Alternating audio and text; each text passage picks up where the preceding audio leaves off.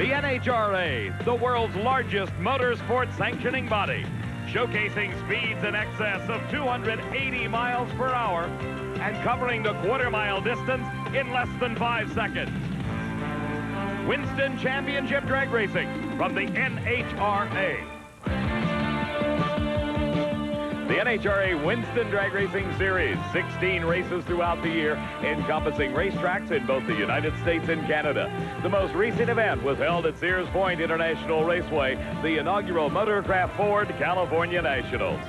There, Joe Amato took his second Top Fuel victory in a row when he defeated Dick LaHaye. The performance of both outstanding. Amato of 5:17 elapsed time, LaHaye of 5:18.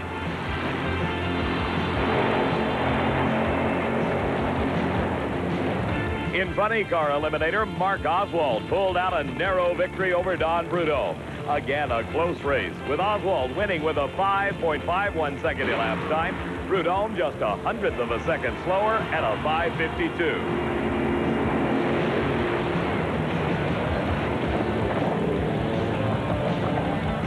The surprising Harry Scribner won his first ever NHRA Winston Drag Racing National event, taking the Pro Stock title against Don Beverly.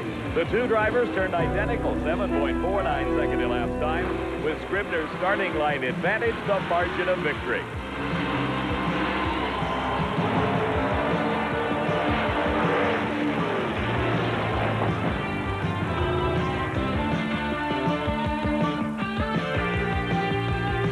Now the Winston Trail heads north for yet another new event on the NHRA calendar, the Performance Corners Seafair Nationals.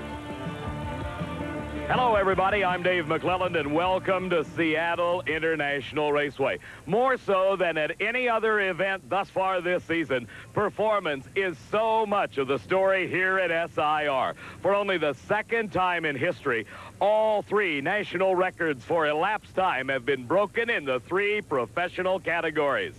In Top Fuel, Darrell Gwynn gave himself the ultimate birthday present, a new Top Fuel record.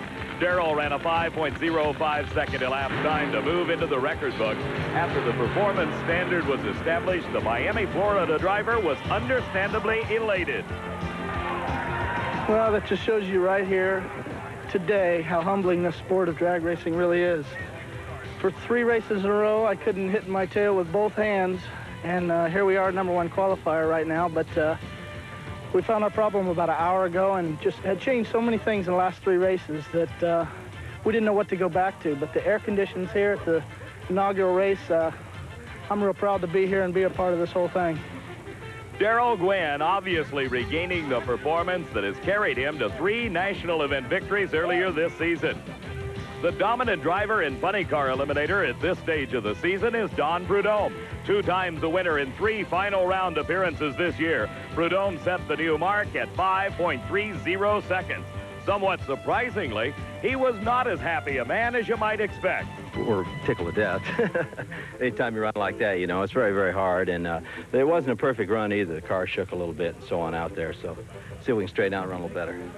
Completing the record-shattering trio of professional drivers is Bob Glidden, who carried our onboard camera to a new Pro Stock National ET record of 7.31 seconds.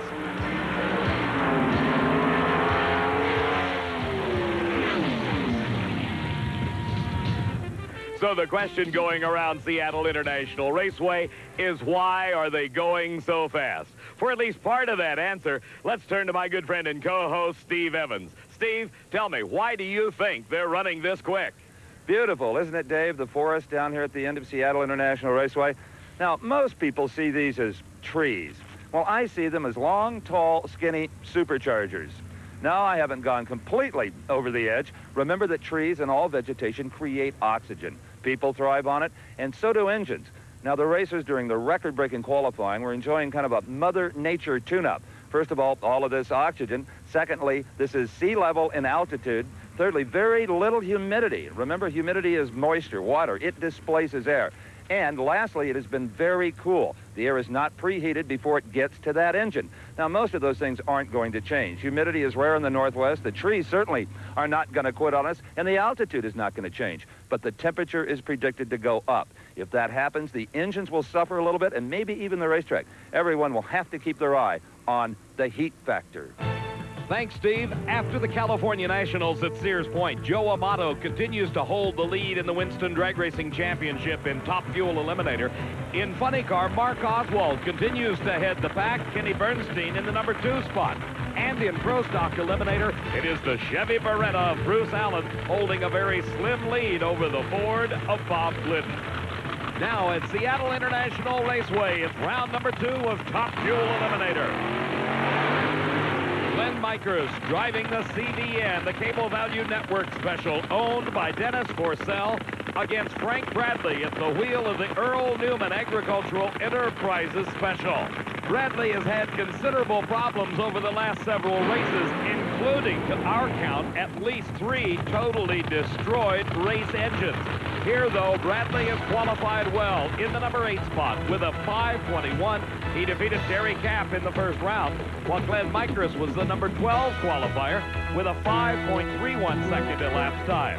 By virtue of that qualifying run, Mikers had to race Joe Amato, who was the number 4 qualifier with a brilliant 5.11.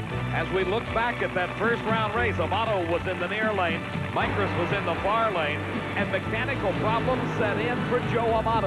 Steve had a chance to talk to him. Well, I don't have to tell Joe Amato, with the points chase as close as it is, even though you're on top of it, Joe, to go out in the first round, boy, that hurts. Yeah, it's tough, Steve, when you lose first round. You know, something in the drivetrain just unloaded and it broke. Let me ask you something. This is a high-gear car like Gene Snow's. Could a track this good be hard on a high-gear car? Well, the parts are really not strong enough to do what we're doing. We have to really probably go back to the drawing board and make some parts a little bit better. The car in the near lane can relate to broken parts. That is Frank Bradley. Here he is now in round number 2, racing against Glenn Mikers. The burnouts are completed, and both drivers now bringing their cars to the starting line. Inching into the staging beams, indicating they are set. The tree goes green. And Bradley goes up in smoke. Mikers loses an engine, and Bradley gets a brace. He advances into the semifinals with a relatively slow 592 at 191 miles an hour. As we look again, you can see Bradley lost traction. Now look at Mikers' car. The supercharger explodes. He lost power, and Bradley won the race. On the starting line, a nod of the head and a thumbs up from Shirley Muldowney.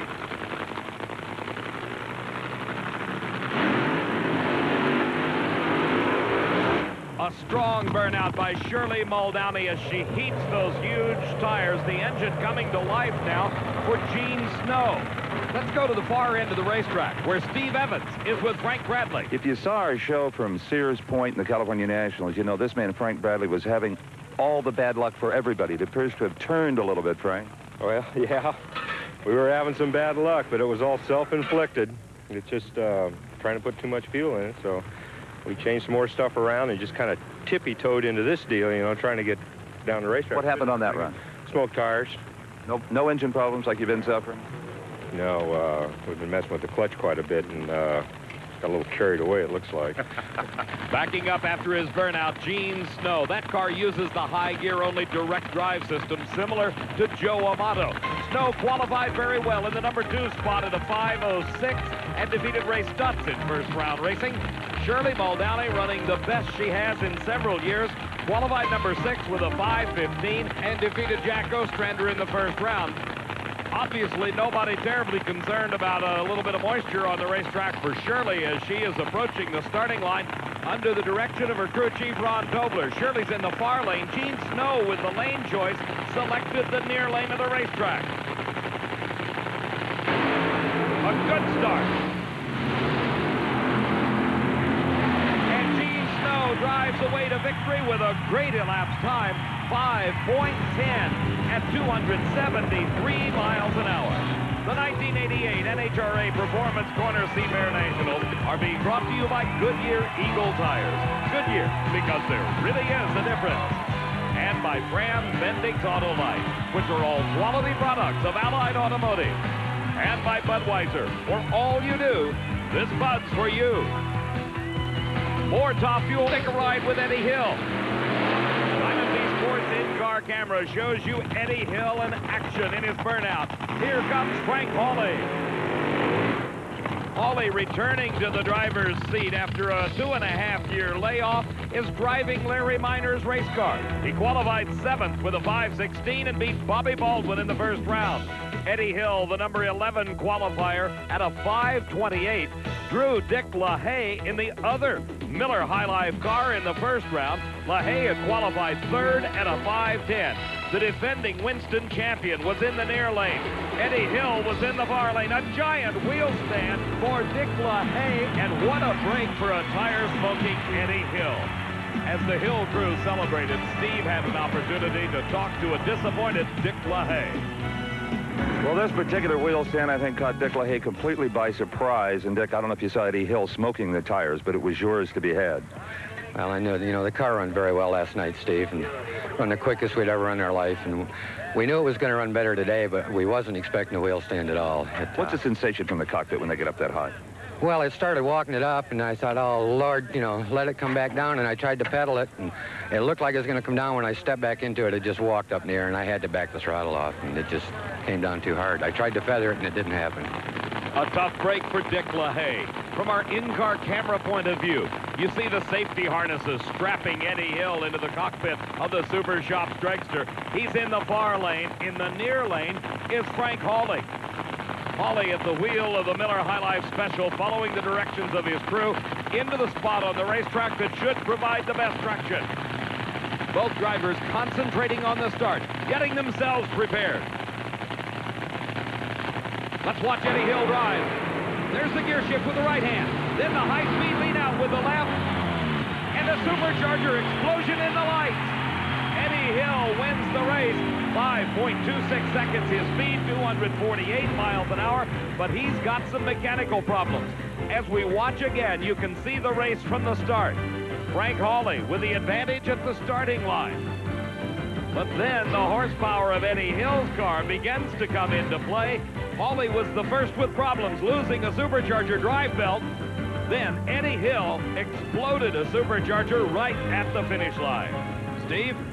Well, Dave, problems in the supercharger department for both drivers. The loser, Frank Hawley, his belt is gone, and Eddie Hill's, yours may be a little more serious than that. Yeah, it kicked the blower off big time. Yeah, bad problem. I don't know why. We sure didn't have it set anywhere close to kill, we didn't think. Is Mother Nature throwing us a curve here? All of a sudden, the weather's getting much hotter. I don't know. That's sure not typical of us, but I don't know. Back at the starting line, racing continues in round number 2 of Top Fuel Eliminator. Here is former Winston champion Gary Beck at the wheel of the McGee Special, while this is the new national record holder, Darrell Gwynn. That record-shattering 5:05 gave Gwynn the #1 spot. He beat Gary Ormsby in the first round. Meantime, Gary Beck defeated Earl Whiting. Earlier, Steve took a look at the somewhat different approach of the McGee team. This weekend, Seattle fans welcome home a native son, two-time Winston Top Fuel champion Gary Beck, at the wheel of a very unique dragster powered by this, the McGee quad-cam engine, designed in Australia and built in America. This is a true 4-valve per cylinder engine with dual overhead cams on both sides. It doesn't take much of a valve spring to make this engine work. You lose the push rod, you lose the rocker arm, and all the inherent valve train problems you have with a conventional Hemi nitro motor. Now, it looks complicated. They haven't had this engine apart in over 13 runs, but they say it was designed to be worked on, and that the bottom end, the crank, is very strong. That means fewer broken rods and less oil on the racetrack. Now, Gary Beck, for the first time, has won with this engine right here today. And what does the drag racing fraternity think of all of this? Well, Kenny Bernstein has ordered 3 of them to start developing for his funny car. Joe Amato has bought a couple. And Bill Schultz, famed Nitro crew chief, he only ordered 1. He says, this is so strong, I think it's all I'll ever need. Problems on Gary Beck's car. You see the hands of a crewman trying to manually get the car out of reverse. After the burnout, the car stuck in reverse. What a tough break for Beck. The engine running great, but problems in the drivetrain are causing severe difficulties for Beck. Jerry Gwynn, the crew chief for his son Darrell, goes over, shakes his hand in that traditional handshake, and Gwynn begins rolling to the starting line. Buster Couch, the official starter. There's the signal. It is going to be a bye run for Gwynn. No competition. They shut Gary Beck off, and Darrell Gwynn gets a big break in round number 2. The national record holder blasts off the starting line. Across the finish line Gwynn runs 5.09 seconds. His speed 273 miles an hour, and that advances him into the semifinals, where he will race Eddie Hill. Gwynn having the choice of lanes by virtue of the quicker elapsed time. The other pair finds Frank Bradley against Gene Snow. Snow has the lane choice in that race. We'll be coming right back to the Performance Corner, Seafair Nationals. Performance Corner, Seafair Nationals. That'll be against Gene Snow right now on the starting line. It is round number 2 competition in Funny Car Eliminator. This is Scott Coletta driving the Oldsmobile-bodied creation against the Ford Thunderbird car of Brad Tuttle. Tuttle, out of Hesperia, California, enjoying his best day on a drag strip in many a year. In the first round race, he defeated the top speed record-holding car of Mike Dunn. Tuttle qualified at this Seafair Nationals in the number 10 spot with a 5.49 seconds. Meantime, Scott Coletta qualified 6th with a 5.39 second elapsed time and beat Johnny West in the first round. The body comes up on Coletta's car is Dead Connie. Working on the fuel distribution system, it doesn't appear to be any problem. Connie looking first at Scott, then back at the starting line. And now apparently gets the word that it's time to race. He throws a couple of valves, the body comes down, and Scott Coletta will come to the starting line against the car owned by Jerry Hammond and driven by Brad Tuttle. Tuttle in the far lane of the racetrack. Coletta with the choice of lanes in the near lane. While the racetrack appears to be equal, we find the lower qualified cars, like the Coletta Flying Service Special, taking the near lane of the racetrack. And a giant wheel stand and tire smoking start for Scott Coletta. Brad Tuttle advances into the semifinals. His time 5.60. His speed 259 miles an hour, but he's in the semis, and Scott Coletta out of competition. Here's the bright red car bearing the big number 1, the Budweiser King, Kenny Bernstein. His opponent in this second round of competition is John Force. Every car racing today will do a burnout. It is designed to get the tires clean, but most importantly, hot.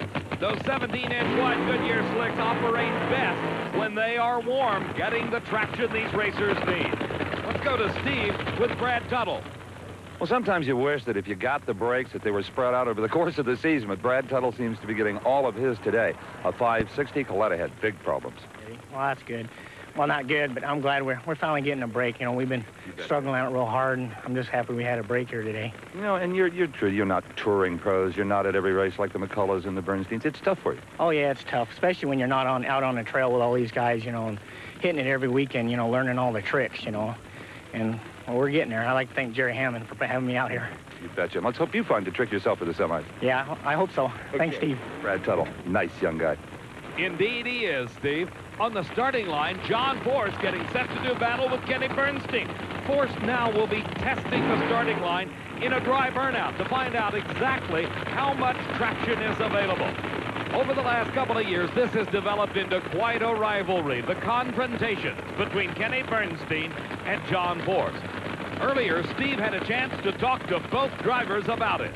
Kenny, when you have time to watch tapes of the drag racing television shows and you see John Force always saying, I got to beat that red car, somebody's got to beat that bad Bernstein, he's possessed by that, or seems to be. What do you think about all of that? Well, John may be possessed about anything. He's pretty much a maniac most of the time, but he's a great guy, and it's a wonderful interview, obviously, but he is possessed because he wants to win. He's no different than any of us out here, but I'm not so sure that the red car is his problem today, although we're going to try to give it our best shot. That kind of rhetoric never gets under your skin a little bit? No, not really, you know, because I know John, he's just raving along no matter what. It doesn't matter who he's talking about or what about or anywhere. It's just continuous, always going.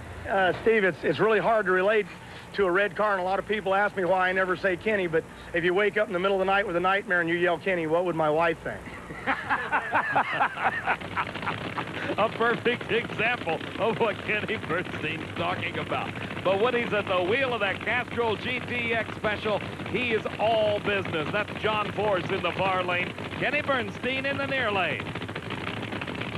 Creeping into the staging beams, getting set for the start. And John Force course, has a slight advantage. But Bernstein drives right past him. 5.32 seconds. 270 miles an hour. Awesome performance propelled Kenny Bernstein to the semifinals. Side-by-side action comes to you in National Dragster, drag racing's leading news weekly. Whether it's the hotly contested sportsman entries or the all-out professional classes, National Dragster delivers all the latest information and up-to-date race results to your door 48 weeks a year. National Dragster crammed with features on the latest technology and developments of today's racing world. Interviews with the nation's top drivers and crew chiefs take you behind the scenes and into the minds of the winners. National Dragster's industry line brings you the latest drag racing business news. And Dragmark Classifieds features bargains previously reserved for insiders only. And there's more. Your $34 paid subscription also includes a one-year membership in the NHRA, an NHRA hat pen, jacket patch, and decal, plus a National Dragster t-shirt and more. Call 1-800-541-0900 now to order. That's 1-800-541-0900 or write National Dragster, Post Office Box 5555, Glendora, California 91740. Master charge and Visa accepted. Seafair Nationals at Seattle International Raceway. A new engine being installed in Eddie Hill's car. That explosion right in the lights necessitated the engine change. Eddie Hill and his crew chief, Fuzzy Carter, directing the activities. Meantime, on the starting line, two legends in Winston drag racing. Don Prudhomme in the near lane against Richard Tharp in the far lane. Tharp back at the wheel of the Kodiak Blue Max, owned by Raymond Beadle. It was the Blue Max that propelled Richard Tharp into the limelight in championship drag racing back in the mid-1970s. After a multi-year layoff, he's back driving. The new national record holder, Don Prudhomme, defeated John Martin in his first-round race, while Richard Tharp qualified in the number 13 spot and pulled off a giant upset when he defeated Ed McCulloch in his first-round competition. Now, Tharp is in the far lane of the racetrack. In the near lane, the Skoal Bandit Pontiac, driven by Don Prudhomme. Prudhomme's on a hot streak. He's been in 3 final rounds, winning 2 of them, and now is seeking his 4th final round appearance. But he goes up in smoke. And Richard Tharp is the driver that advances to the semifinals. 5.63 seconds is elapsed time. Prudhomme coasts through the finish line, out of competition. On the starting line, the other bright red car that has been so dominant in Winston drag racing over the last couple of years. This is the Motorcraft Thunderbird of the team of Candies and Hughes, driven by Mark Oswald. Alongside of him is Bruce Larson. Larson and his crew had a tremendous chore overnight. They literally had to rebuild the entire drivetrain in that Sentry Tack and Gauges Special. He exploded an engine, which in turn damaged the transmission in the rear end on his last qualifying attempt yesterday, but it paid off because here he is in round number 2, racing against Mark Oswald. Oswald qualified number 4. In his first round race, he beat Jim Head with a 5:34. Bruce Larson qualified number 8. He defeated Brian Raines the first round and had a 5:35. So by 100th of a second, Bruce Larson lost the lane choice to Mark Oswald, who has already won 2 races thus far this season. Coming out with the victory at the California Nationals, Oswald extended his lead in the Winston Drag Racing Championship. That title will be worth $150,000 cash in a season-ending bonus payout to the winning Winston champion. Bruce Larson, the winner of the Cajun Nationals, is currently in 5th, but Oswald is most concerned about the other big red car, the reigning Winston champ, Kenny Bernstein, and Don Prudhomme. They're both hot on his tail. And Oswald goes up in smoke. Bruce Larson streaks across the finish line. His elapsed time, 5.52 seconds. His speed, 261 miles an hour. He goes to the semifinals, and that sets up the pairing.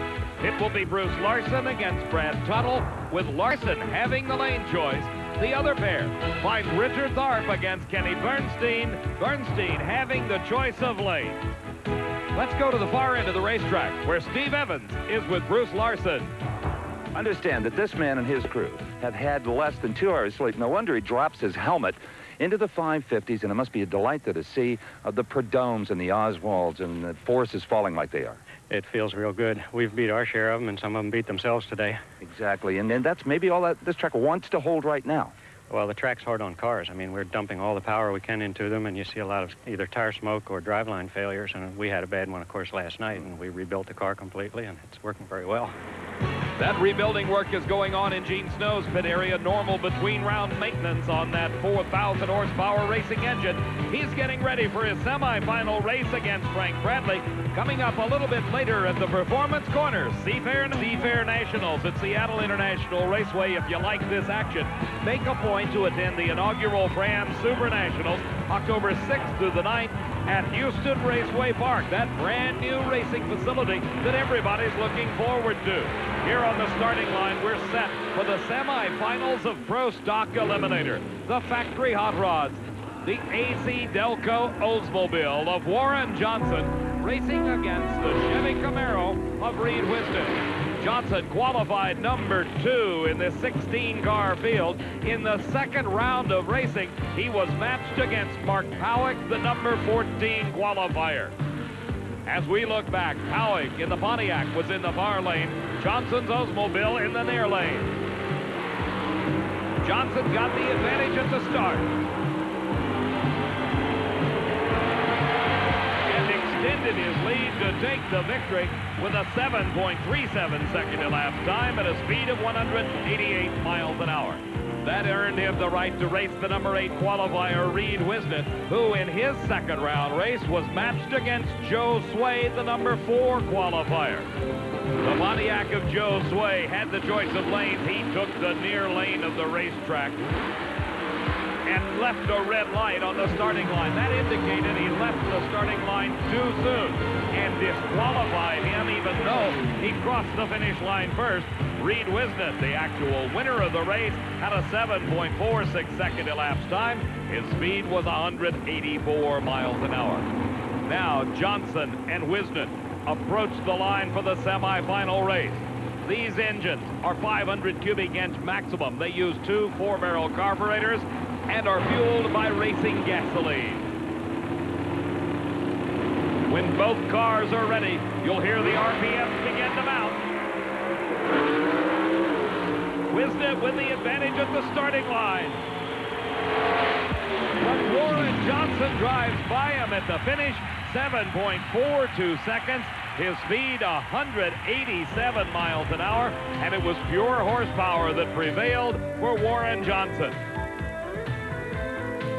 The quick reaction times of Reed Wisnett gave him the advantage at the starting line.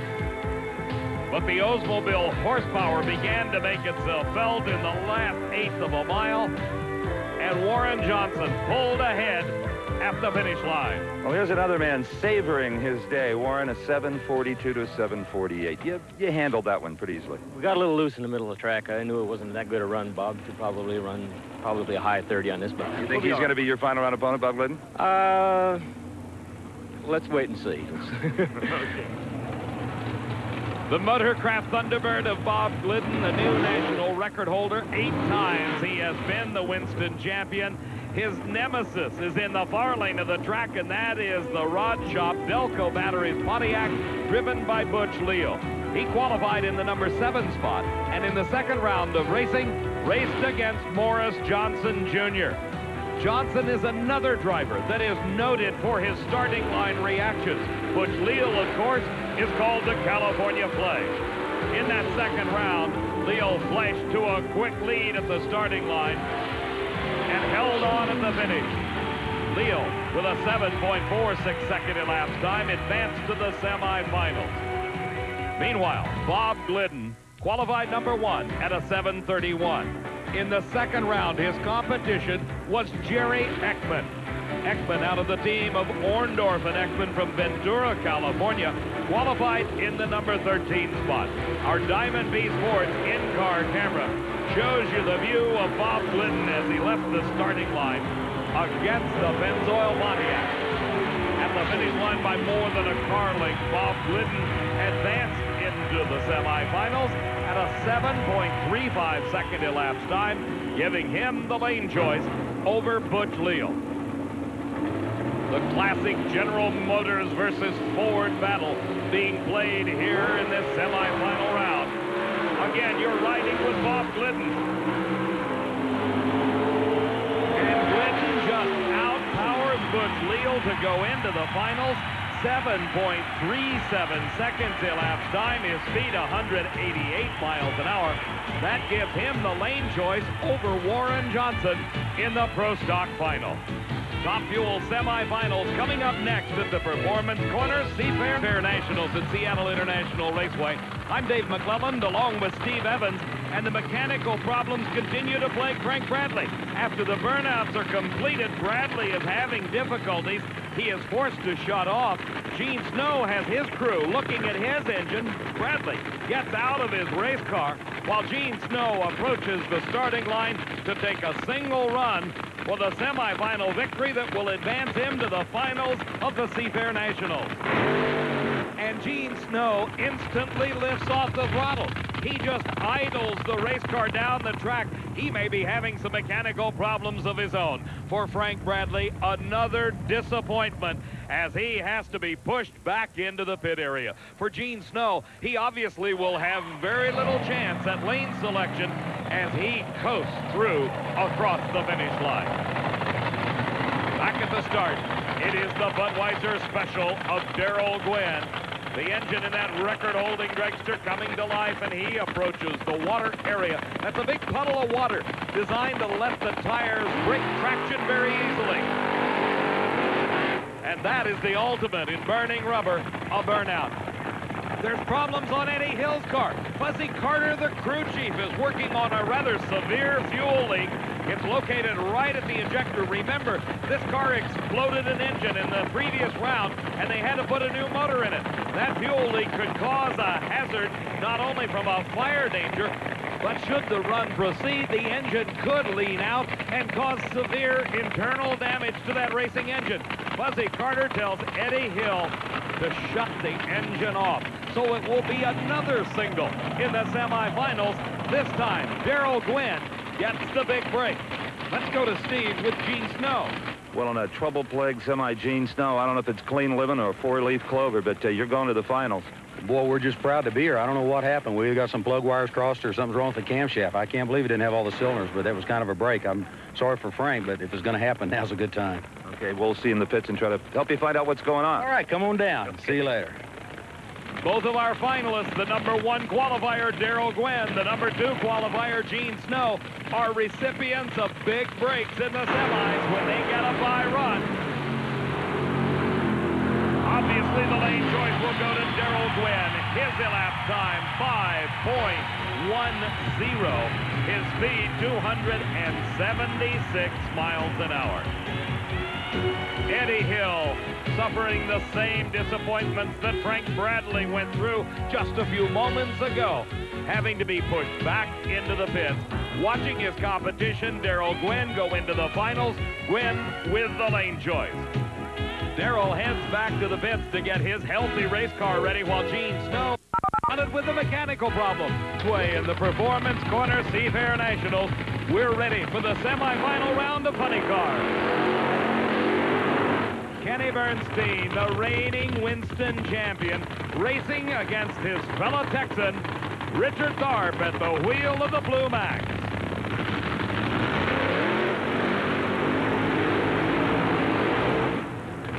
The financial investment in these nitro-burning funny cars represents an incredible amount of money, upwards of $100,000 for each car. The operating expenses can be high, too. For today's Quaker State Quick Fact, here's Steve Evans. Next time you cringe at $1.50 a gallon at your local service station, think of the pump shock the drag racer goes through. Let's take a look at gasoline. There's 3 grades available. The Pro Stock racers, they go for the 118 octane at $6 a gallon. The sportsman racers, they don't need all that octane, so they can go 114, 116. It's considerably cheaper, but they really don't use that big a volume of fuel, so that's not a major part of their overhead. Let's take a look at methanol, okay? The pro racers, the nitro racers, use it to cut down on their nitromethane percentage. It's a real bargain at $2 a gallon. Some of the sportsman classes use it as well. Now let's get to the liquid gold. Nitromethane.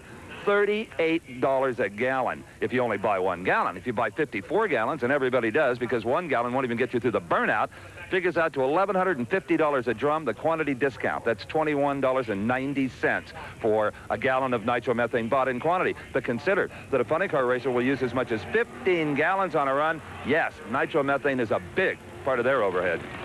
Steve, that figures on my calculator to about $330 just for the cost of fuel. But neither Richard Tharp nor Kenny Bernstein are thinking about what the fuel costs are here. All they want to do is win and advance to the final. And Bernstein streaks to the finish line with an elapsed time of 5.43 seconds. His speed, 258 miles an hour, slowing from his pace earlier today, but Bernstein earns the right to race in the finals of the Seafair Nationals. Here's the surprising Brad Tuttle. He is pitting the Nitro Bandit against Bruce Larson. Both Tuttle and Larson, as with Bernstein and Tharp before them, are confronted with a situation where the temperature is rising. It is getting considerably hotter here at Seattle. In the previous run, we saw Bernstein slow considerably from his earlier times. Maybe Steve Evans can shed some light. Well, when you see oil on the driver's fire suit, you know that something has gone amiss under the hood of this funny car. And Kenny, a 543. Yeah, no, it's way off. Obviously, it hurt itself about halfway down the racetrack. Something goofy. It shouldn't have. We hadn't changed anything for this, and it's been running in the 30s all day, so something gave up. That means lots of work for crew chief Dale Armstrong and his crew. Brad Tuttle in the far lane, approaching the pre-staging light. That is a light beam stretched across the starting line. As the front wheel rolls into that beam, it turns on a light on the top of the Christmas tree. That indicates that the car is about 6 to 8 inches away from the actual starting line. Both drivers will roll forward into that second light beam. They get set, and the tree goes green. Tuttle upsets Larson. Brad Tuttle, for the first time in his career, goes into the finals. 5.62 seconds, 258 miles an hour. As we watch again, Brad Tuttle moved first off the starting line. And 1,320 feet later, that's what paid off, as it was Bruce Larson recording a quicker elapsed time. But the starting line advantage by Brad Tuttle, just too much to overcome. That performance earns Brad Tuttle his first ever final round appearance against Kenny Bernstein, with Bernstein having the choice of lanes. Let's go to the far end of the track and Steve Evans. Well, David, it's moments like this down here that make this job of mine really special. To see the face of a Brad Tuttle who struggled for so long go into his first final round. You've done it. Yeah, I've done it. I don't know what to say. I just like to thank Jerry Hammond and my crew and everybody's put me here. Well, I know what to say. You ran a 562 to his 59. You won it. Yeah. Your quick reaction. Well, I got better. I was snoozing in first and second round. I got brakes there, so came around there. The blower belt is off your car. It might have gone a little quicker? Yeah, it banged. When it shut off, the throttle stuck, and I had to shut it off with the fuel. And it banged through the blower when I shut it off with the fuel. The throttle stuck. You think you heard it? Just top end. We'll put another one on. Okay, Brad Tuttle. Can he beat Kenny Bernstein? Woohoo. Now, that's a big order. As Brad inspects the damage, we'll be coming right back to the Performance Corner Seafair Nationals. Performance Corner Seafair Nationals at Seattle International Raceway is the magnificent view of Mount Rainier. In addition to the 3 professional categories that we have been following today, racing has taken place in sportsman category competition for the second week in a row. Pat Austin in the near lane and Brad Anderson in the far lane squared off in the final round of Top Alcohol Funny Car.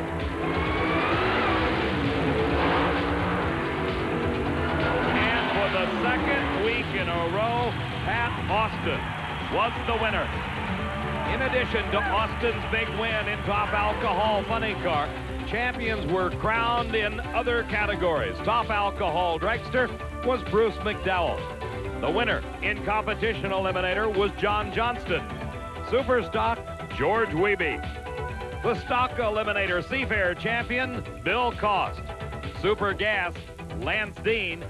And the winner in Super Comp, Craig Peterson. Our congratulations to all the champions. Now it's time for the finals in Pro Stock Eliminator. The number 2 qualifier, Warren Johnson, will be racing the number 1 qualifier, the man in the near lane, and the new national record holder, Bob Glidden. Based on performances throughout the day, Glidden has got to be considered the favorite. But in this super close Pro Stock competition, just a few hundredths of a second advantage at the starting line could spell the margin of victory. Glidden and Johnson staging oh so carefully. A green light start.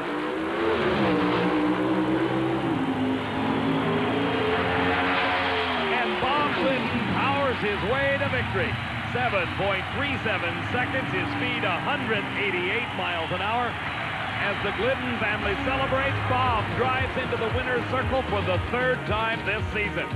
As we look again, Glidden actually had the advantage over Johnson at the starting line, and he continued to maintain that lead down the racetrack. A wire-to-wire victory for Bob Glidden, the 63rd in his career, the winningest driver ever in NHRA Winston drag racing competition. Let's go to the far end of the track. Steve Evans with Bob Glidden. Well, the wins are always special, but when you make a quantum leap in the Winston points chase in addition and take home a new national record, well, boy, those are memories you just can't replace. Steve, you're right. We've had really good races at Seattle over the years. I guess this tops them all. You know, we came in here a little bit behind in the Winston points.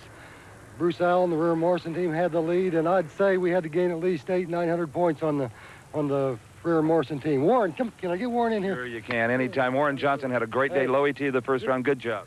Thank you, thank you. This guy is about to be dangerous, I'm afraid. About to be? Yeah. Backhanded compliment. What are the ETs on that run?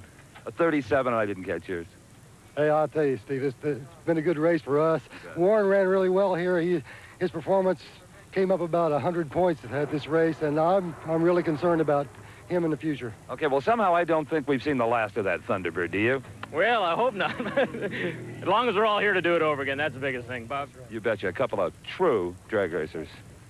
Capping a great weekend for Bob Glidden is his capturing the points lead over Bruce Allen by nearly 1,000 points. Coming into this race, Allen, who went out in the first round, had the lead. We'll be right back with more from the Performance Corner, Seafair Nationals. The Seafair Nationals, 2 races remain. This is the Top Fuel final round. Darrell Gwynn getting set to test the starting line. Did you see the smoke? He may find lack of traction. For Gene Snow, his crew is looking intently at that race engine.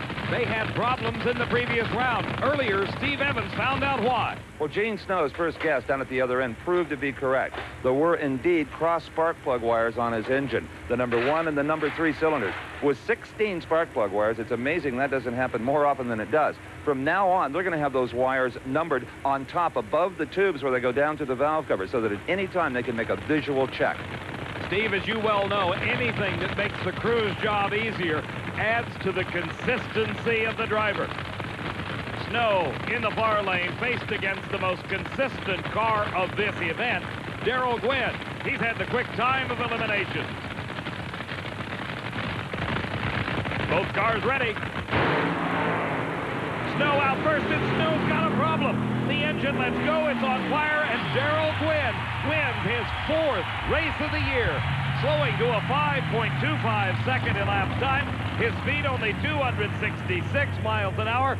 Snow coasts through, and as we look again, you see the problem set in right off the starting line for Gene Snow. First the flash of flame, and then the fire builds, stretching back over the rear end. Meantime, Darrell Gwynn is long gone for the finish line.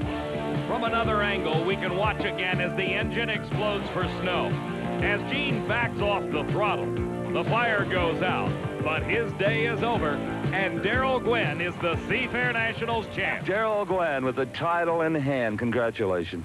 Thank you very much, Steve. I'll tell you, man, today, in the last month, has been up, down, up, down. Just kind of wish it'd level off a little bit and show some consistency here. When we're on, we're on. When we're off, buddy. And when it comes to points, it's really steady performance that can win the Winston title. That's right, and that's why we are concentrating round by round and just take it one round at a time. What, 4 wins this year? The quickest anybody's ever run in NHRA drag racing? You've got to be a pumped-up young man. You got that right. Thank you very much to all the sponsors, Bud, Quaker State. Just need a double here with me and Kenny. I'd really love it. Okay, that's coming up. Thank you. Steve, we'll find out in just a moment. The sound you hear in the background is that of our funny car finalist. It is Kenny Bernstein against Brad Tuttle, the upset-minded young driver from Hesperia, California, that certainly's got his work cut out for him. Bernstein, the quickest car in eliminations, and now into the final. You remember in the semifinal round, Bernstein had lots of problems. Earlier, Steve had a chance to check in Kenny's pit and find out what happened. It didn't take Kenny Bernstein's crew very long to find out why his fire suit and the interior of the car was coated with oil. Look at this. This is the piston out of the number 2 cylinder. It got so hot in there that it literally bored a hole right in the side of it. That's because a fuel injector nozzle and what they call the hat, that scoop-looking thing that goes on top of the blower, was plugged, and it fed the number 2 cylinder. Without that fuel in there to kind of keep it cool, this is what resulted. They put a new piston in, and they're confident they can get back in the 530s. Steve, Brad Tuttle has got to be worried about Bernstein's confidence. For Tuttle, his first final round appearance. For Bernstein, another in a long series of outstanding performances in NHRA Winston drag racing competition. The driver's now concentrating on getting an advantage. It goes to Bernstein. And so does the performance advantage. Elapsed time for Bernstein, 5.35 seconds, 271 miles an hour. The picture of domination at this race has been Kenny Bernstein as we look again against Brad Tuttle. You see Bernstein get the instant advantage off the start. That black smoke coming off the back of the car is clutch dust. They utilize the clutch to absorb a lot of the horsepower to let the car hook up to the track. And Bernstein powered to a 5:35 elapsed time and his second win of this season. Well, a tremendous day of teamwork between driver and crew have paid off for Kenny Bernstein.